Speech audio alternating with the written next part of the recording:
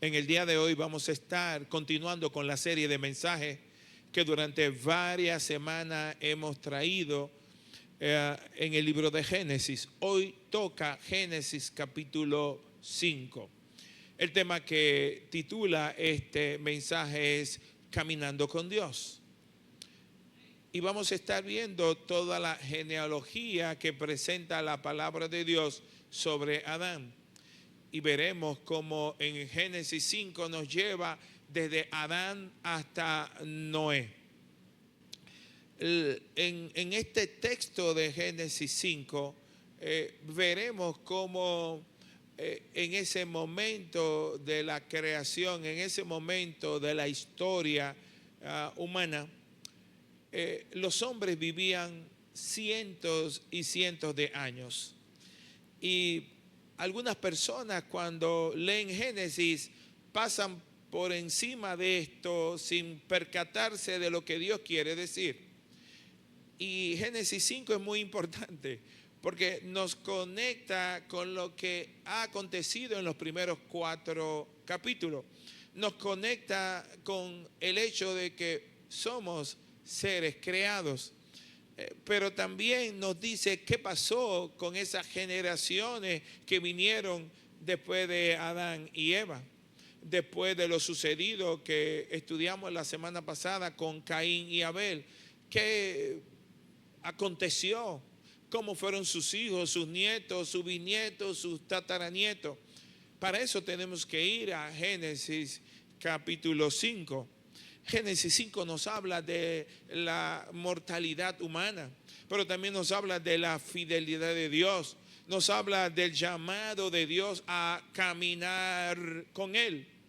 Génesis 5 nos muestra que aunque el pecado se introdujo en la vida humana y con él trajo la muerte, una experiencia desconocida, una experiencia llamada muerte, aún así Dios preserva su propósito y nos llama a vivir en comunión con Él, una vida de no solo comunión, sino de fe y de obediencia.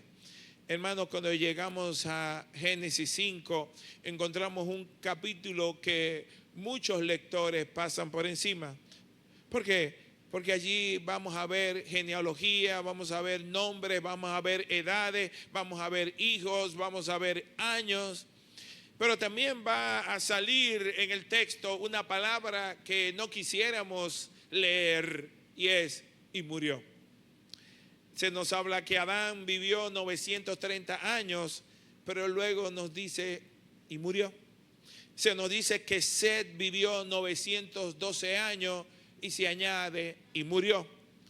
Luego nos dicen que Enos vivió 905 años y murió. Mahalael vivió 895 años y murió. Jared murió 962 años y murió. Matusalén, el más longevo de todos los que han vivido, vivió 969 años. Pero añade la escritura y murió. En medio de la repetición de que murió, llegamos al séptimo desde Adán llamado Enoc. Y ahí el texto parece que se detiene porque no añade y murió. ¡Qué contraste! Una generación tras otra indica y murió. Pero cuando llega a Enoc nos dice caminó con Dios.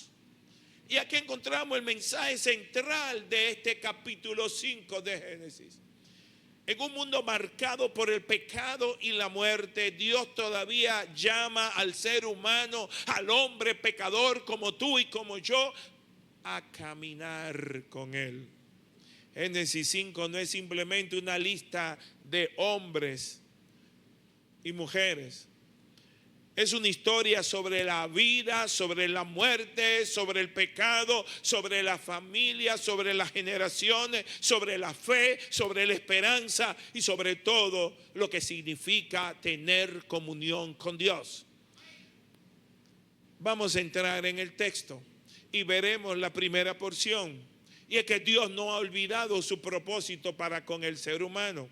Génesis 5, Por favor, acompáñame a Génesis 5 en el versículo del 1 al 2. La Biblia dice así. Este es el libro de las generaciones de Adán. El día en que creó Dios al hombre, a semejanza de Dios lo hizo.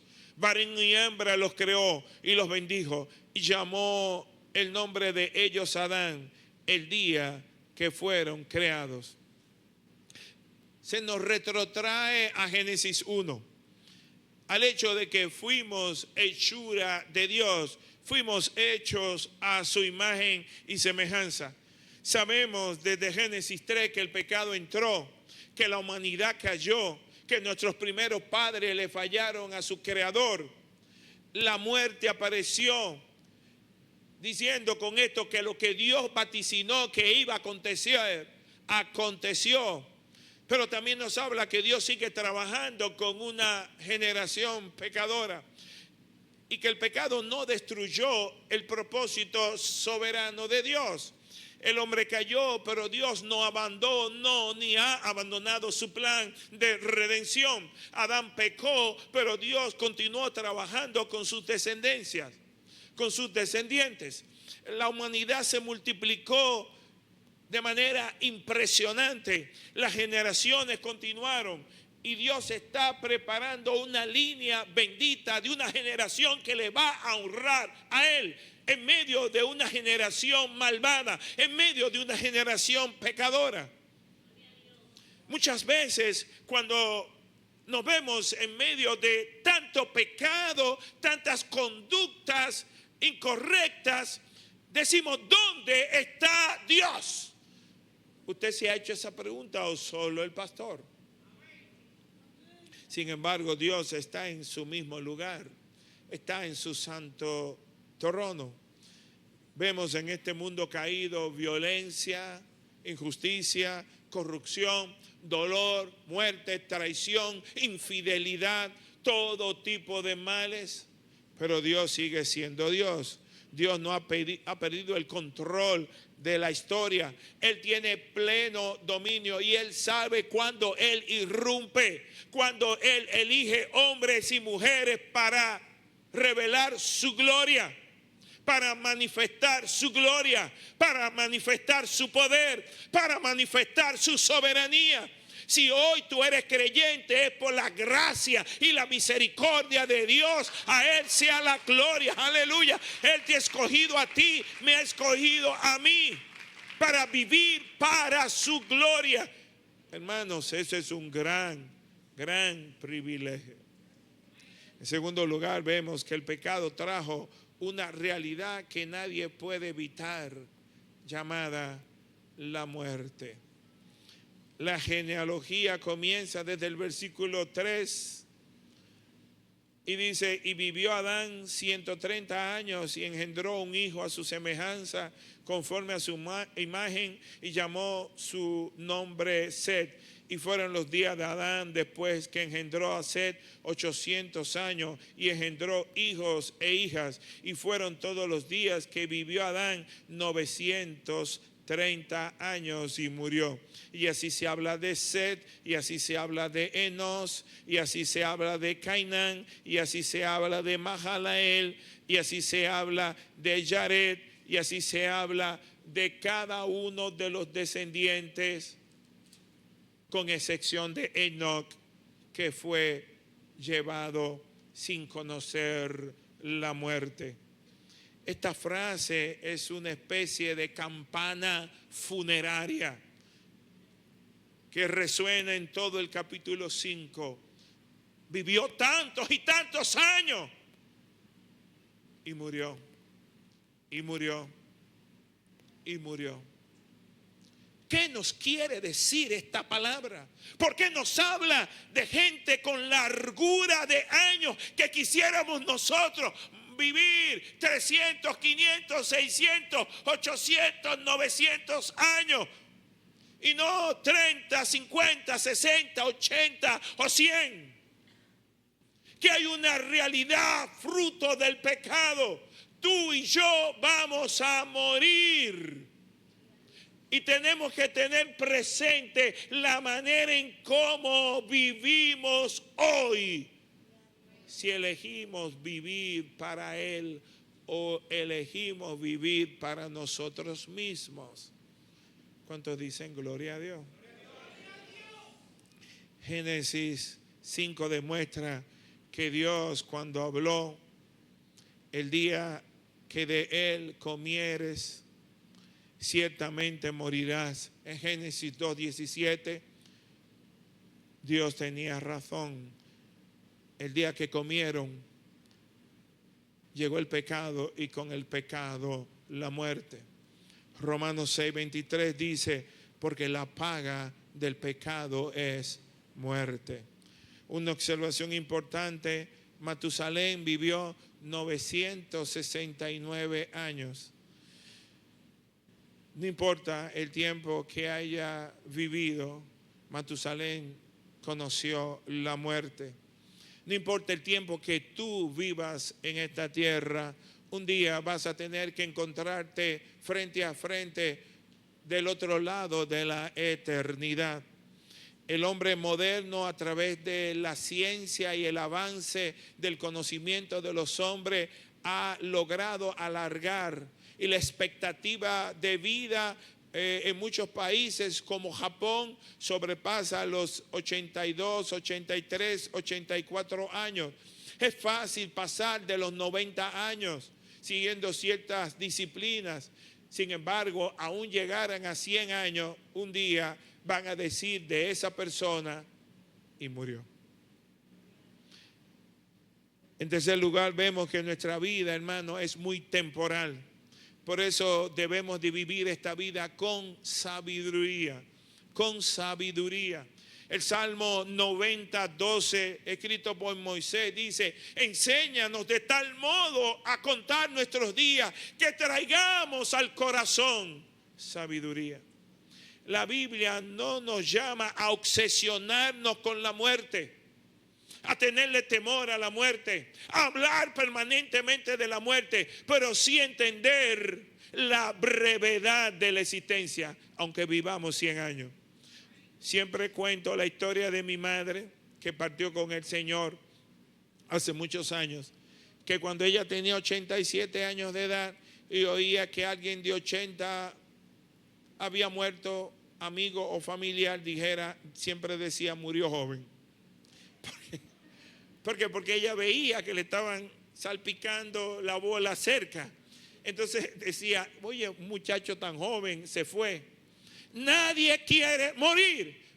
Pero la única manera de tú no experimentar la negritud, la oscuridad, el temor de la muerte es aferrándote a la vida, y la vida es Cristo, porque la vida eterna está escondida en Cristo. Hermanos, nuestra vida es muy temporal. Y este texto nos enseña a aprender de ella. La conciencia de nuestra mortalidad debe de cambiar la manera en cómo vivimos, hermano. Sabiendo que en cualquier momento podemos ser arrebatados, llevados de aquí por el cielo. ¿Por qué? Porque el único que tiene los días contados, el día que tú y yo vamos a partir de esta tierra, es nuestro Dios. Y ese día puede ser hoy, o la semana que viene, o el mes que viene, o el año que viene. Entonces tenemos que estar preparados para verle a Él cara a cara. No hay tiempo para perder el tiempo. Pero tampoco hay tiempo para qué, sabiendo que nuestra vida es temporal. No tenemos tiempo, hermano. Entonces nuestras actitudes, digan conmigo, actitudes, debemos ser diferentes, hermano. Si sabemos que nuestra vida es temporal, digan conmigo, esta vida es temporal. Dile al que está a tu lado, oye bien, esta vida es temporal. Entonces, si sabemos que es temporal, deberíamos de perdonar las ofensas de los otros más rápidamente. Precisamente porque es temporal. ¿Qué tú haces dañando tu corazón con raíces de amargura y falta de perdón por algo que te hizo alguien? Eso no añade vida espiritual, estatura espiritual. Si cargas esa amargura, la única persona que se va a hacer daño eres tú. Hermanos, si la vida es tan breve, deberíamos de amar más. Decirle las palabras de amor a nuestros hijos, a nuestras hijas, a nuestros cónyuges, a nuestros padres, porque no sabemos. Quisiéramos tener al lado a nuestros padres que ya partieron para decirle, mami, papi, cuánto te amo, pero no están aquí. Entonces aprovechemos el tiempo mientras es hoy, hermano. Si la vida es breve, aprovechemos nuestro tiempo para servir con amor, con dedicación en un ministerio. No pongamos tanta ojeriza, tantos pretextos para dejar de servir. Cada oportunidad que Dios nos brinde, tomémosla para glorificar su nombre, hermano. Si la vida es tan breve, deberíamos de aprovechar mejor nuestro tiempo, no en cosas que no valen la pena. Hermano, en las redes sociales invertimos muchísimo tiempo en cosas que son basura.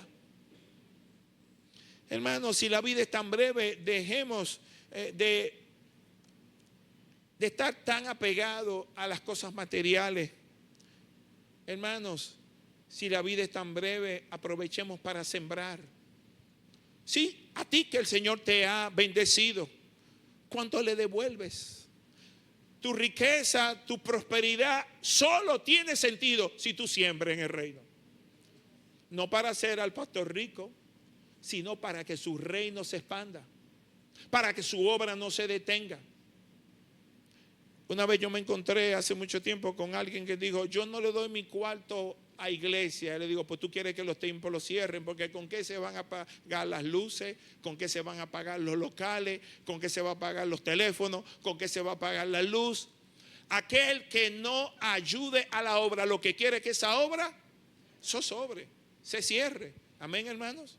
Entonces, hay gente tan tacaña, tan miserable, que le cuesta ofrendar.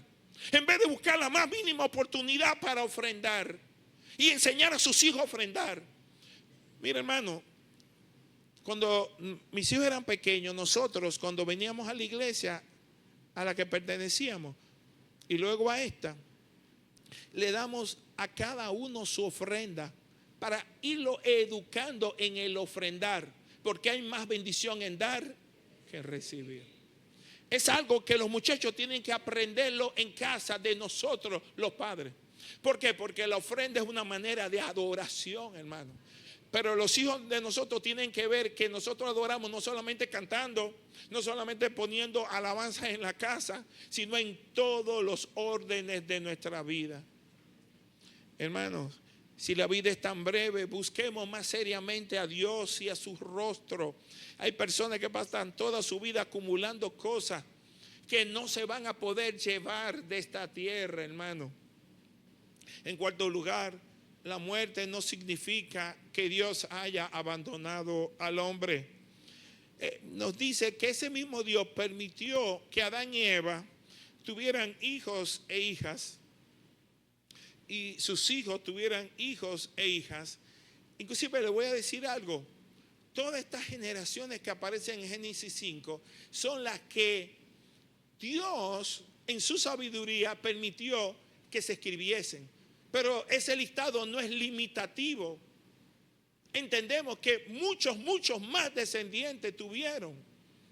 ¿Se entiende? Hay una palabra importante que aparece en Génesis 5, versículo 2. Varón y hembra los creó y los bendijo y llamó el nombre de ellos Adán. Ese nombre Adán es para calificar a un hombre, pero también se traduce humanidad o ser humano. ¿Qué quiere decir? Que es como cuando tú dices, el hombre no puede estar solo. ¿De qué está hablando? En sentido genérico. Habla del hombre y de la mujer. Es importante ese acápite teológico. Hermanos, nos dice que Dios no paró esto. Él pudo haber eliminado por completo esa generación, pero Dios permitió, siguió tratando con esas generaciones. ¿Por qué? Porque Dios trabaja a través de las generaciones. Tú y yo como padres tenemos una gran responsabilidad delante de Dios de comunicar valores, de comunicar fe, de comunicar la esperanza escondida en Cristo Jesús. Nuestra responsabilidad espiritual no termina con nosotros, que yo me salve y de ahí en adelante que cada quien. No.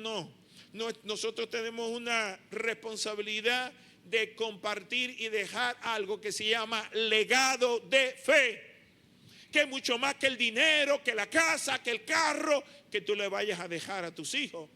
¿Cuál es el legado que tú le vas a dejar a tus hijos? De una conducta piadosa, de una vida de fe, de una vida de entrega, de una vida de servicio a tu Dios. Te sientas bien o te sientas mal, aunque haya cosas que no te gusten, pero tú siempre vas a servir con amor a lo que Dios te ha entregado, a lo que Dios te ha dado en tus manos. ¿Cuántos dicen gloria a Dios? Hermano, un legado de fe tiene que ver con que nuestros hijos puedan decir: mis padres me enseñaron a amar a Dios. Un legado de fe tiene que ver con decir: mis padres me enseñaron a orar, me enseñaron a confiar en Dios en medio de la escasez, en medio de las limitaciones que habían en casa. Siempre se alabó el nombre de nuestro Dios. Mis padres me enseñaron a perdonar, porque me vieron a mí perdonar las ofensas de los otros.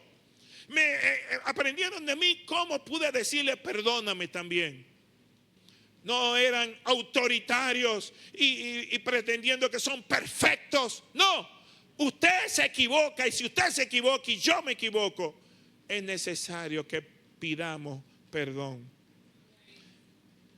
En Génesis 5, a partir del versículo 21, aparece un nombre especial: Enoc, el hombre que caminó con Dios. La Biblia dice así, Génesis 5, 21 al 24. Vivió Enoc 65 años y engendró a Matusalén. Y caminó Enoc con Dios. Después que engendró a Matusalén 300 años y engendró hijas e hijos. Y fueron todos los días de Enoc 365 años. Caminó pues Enoc con Dios y desapareció porque le llevó Dios. Fíjese cómo de Enoc se menciona un hijo, Matusalén, pero dice que tuvo hijos e hijas, pero no dice los nombres. ¿Qué quiere decir? Que había una multiplicación de la creación de manera vertiginosa. Pero lo que está sacando la Biblia por indicación del Señor es una generación que va desde Adán hacia uno que iba a ser tipo de Cristo, llamado Noé. ¿Se entiende? Hay un hilo de una generación bendita desde Adán hasta Noé, y de eso se trata. Pero cuando llega Enoc, nos habla de un hombre que se califica en la palabra de Dios como que caminó con Dios. ¿Qué significa, pastor, eso de que caminó con Dios? Caminar con Dios significa vivir en comunión con Dios. Significa estar consciente de su presencia. Significa confiar y obedecer en un Dios que, aunque usted no lo vea, usted le obedece y está consciente de que está 24/7 al lado suyo. Significa ajustar nuestra vida a su voluntad. Significa que Dios no es simplemente parte de nuestra vida. Significa que Dios es el centro de nuestra vida.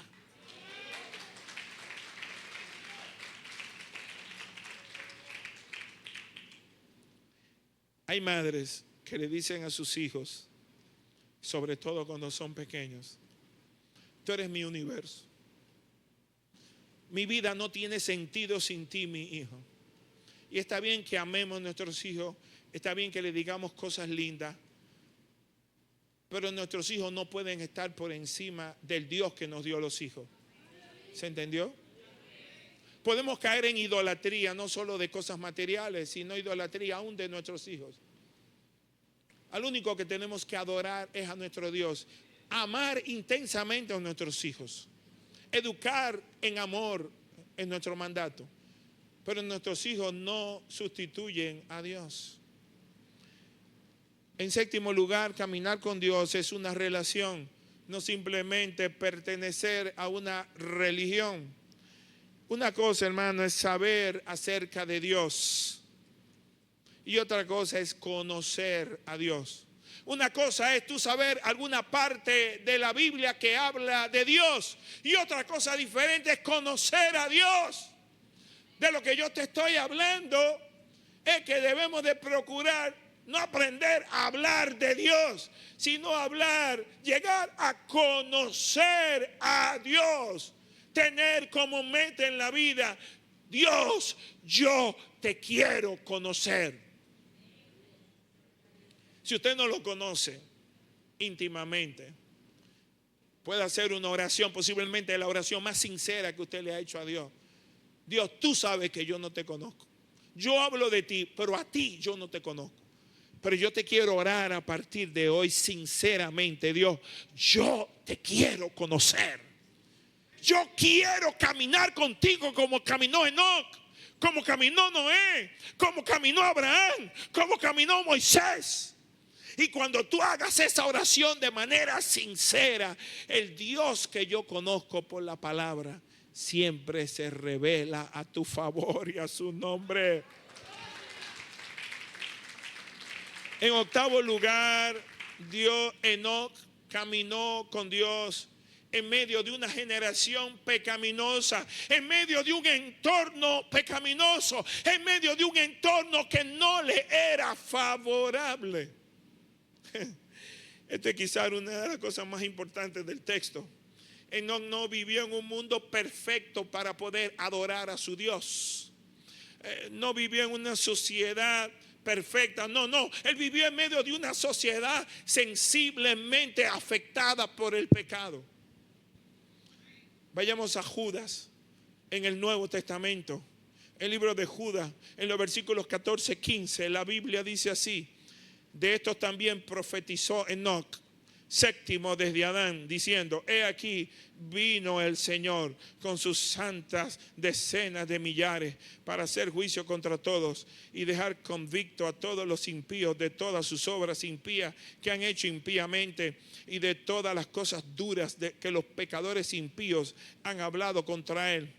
Nos presenta un Enoc denunciando la impiedad de su generación. Enoc no necesitó de un ambiente perfecto para él guardarse para Dios. Hermano, y eso también nos acontece a nosotros. No podemos decir: ay Dios, es que yo vivo en un lugar donde hay demasiado pecado, demasiados colmadones, demasiada droga. No podemos decir es que todos hacen lo mismo. Donde quiera que uno ve, uno lo que ve es maldad. O tampoco podemos excusarnos diciendo: es que es muy difícil ser cristiano al día de hoy. Enoc vivió en una generación también difícil, en medio de una generación malvada, pero decidió caminar con Dios. No permitió que la oscuridad que le rodeara apagara la luz que él portaba. En noveno lugar, Enoc caminó con Dios durante 300 años, hermano. Él tuvo su hijo a los 65 y vivió 365 años. Pero nos dice que durante 300 años Enoc caminó con Dios. Repitan conmigo: 300 años. Yo no los escucho. Es impresionante. Él no caminó con Dios 3 días, ni 3 meses, ni 3 años. Fueron 300 años. La señal, el símbolo más identificable de verdadera creencia, de un verdadero creyente, se resume en una palabra: perseverancia. La perseverancia es lo que define al verdadero creyente. No alguien que tiene una parte en el mundo y otra parte en la iglesia. No alguien que dura 3 meses en el mundo y luego viene. No. El que es perseverante. con su falla, hermano, con sus problemas de personalidad y carácter, pero perseverando. Hermanos, hay personas que comienzan muy bien, se emocionan, se llenan de emociones, quieren servir, quieren leer la Biblia, quieren orar, pero después abandonan los primeros pasos.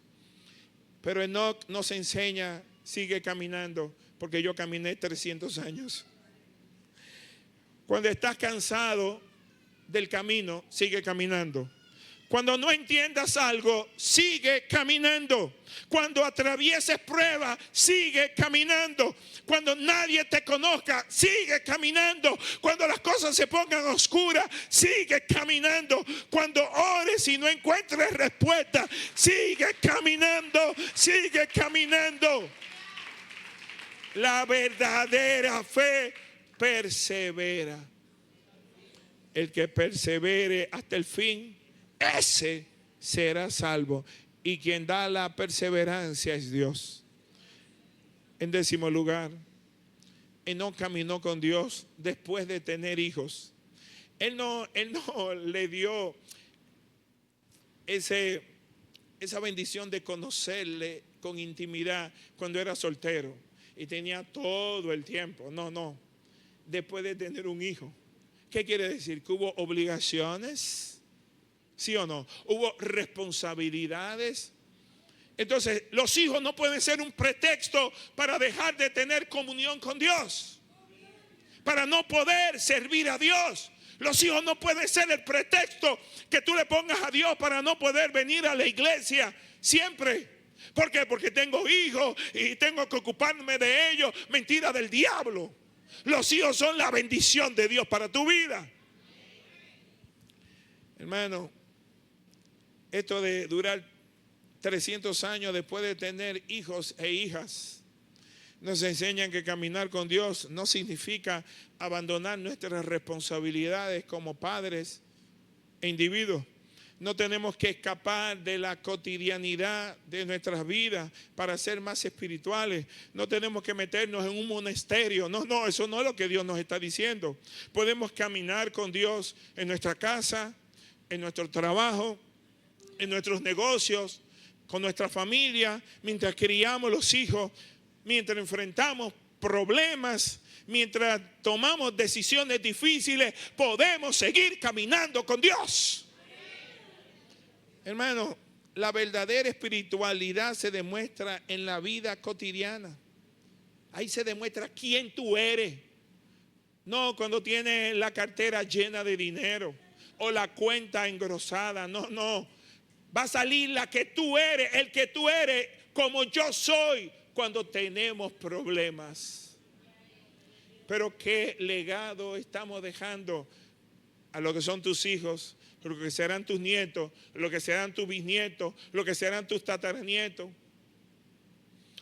Hay un gran predicador de hace más de 200 años llamado Jonathan Edwards. Es el predicador más grandilocuente usado por Dios en los Estados Unidos. Y fíjese, un hombre que predicó, fue un gran evangelista, un gran predicador, un gran teólogo de la palabra de Dios. Y de los lomos de Jonathan Edwards han salido ministros y misioneros 100. ¿Alguien puede decir wow? Cambia la manera en que tú tienes que comenzar a orar desde ahora. Si de ti y por la fe tuya tú puedes dejar un legado espiritual, como lo dejó Jonathan Edwards, que salieron 100 pastores, han salido hasta ahora, descendientes de él, 100 pastores y misioneros. Alguien puede decir, wow. De Jonathan Edwards salió un vicepresidente de los Estados Unidos, 3 senadores, 14 rectores de universidades, 65 jueces, 100 abogados, 30 médicos, 60 profesionales de la salud, etcétera, etcétera. Una generación de bendición para la nación americana. por un hombre que le creyó a Dios y caminó con Dios. Dale un aplauso al que vive y reina. Caminar con Dios significa buscar el agradar a Dios, aunque no te sientas bien. Hebreos 11:5 dice, tuvo testimonio de haber agradado a Dios, hablando de Enoc. Tuvo testimonio de haber agradado a Dios. Cuando se esté dando el panegírico en la hora de tu partida, que digan de ti que fuiste un hombre, una mujer que buscó el agradar a Dios y que caminaste con Dios. La pregunta que debemos hacernos no es ¿qué quiero hacer yo con mi vida? ¿Qué quiero hacer yo con mi ministerio? Como que depende de lo que a ti te dé la gana. La pregunta correcta es ¿qué agrada a ti, oh Dios, que yo haga, aunque a mí no me guste hacerlo? Mi vida es anclada a ti. Mi vida es presa de tu voluntad, no de la mía, no de lo que me agrada a mí. Si yo tengo que ser pisoteado, seré pisoteado. Si mi orgullo tiene que ser molido, seré mi orgullo molido. Pero que prevalezca tu voluntad, no la mía, y a su nombre.